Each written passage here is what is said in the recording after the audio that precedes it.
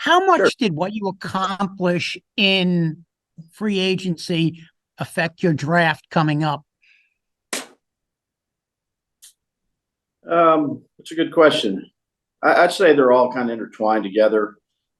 Joe and I evaluate the roster, seems like on a daily basis.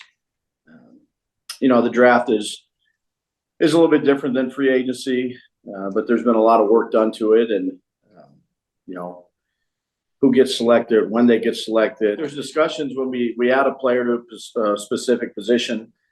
Does that lower the need? Yeah, but that just guarantee that you're not going to draft that player at that position because you don't need that position.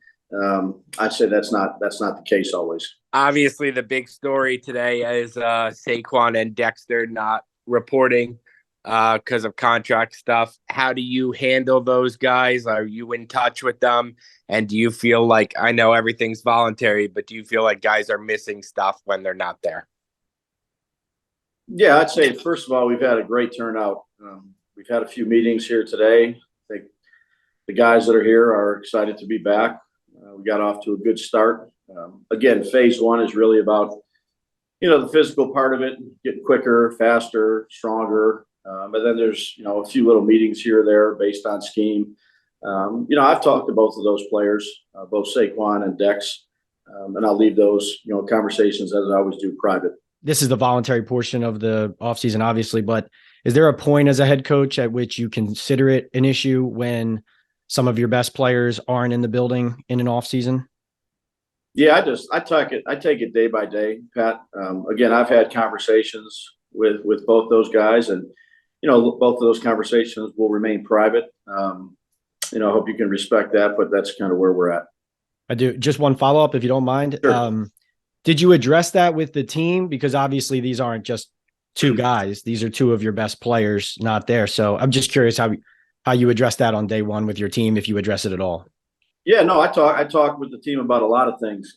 Again, those are private team meetings that we have.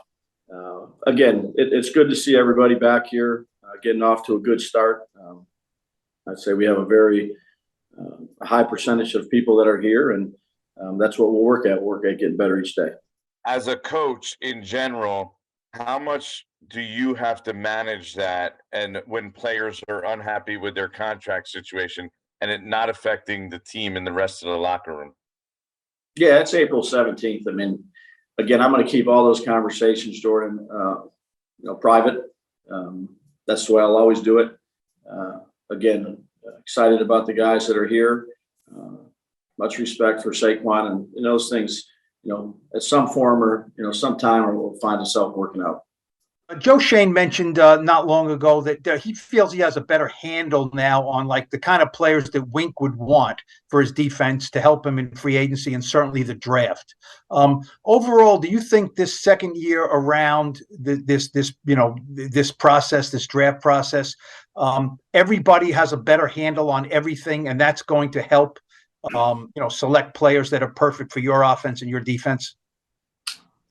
Look, I think the guys did a great job last year of evaluating the coaches, the scouts. There was good collaboration. We had a lot of good meetings.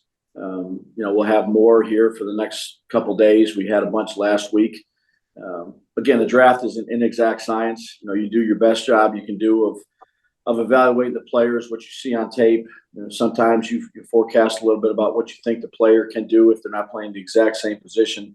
I don't think that's ever changed since I've been in the league, but certainly the conversations that we have, from the coaches to the scouts, from myself with Joe, those are all very productive conversations.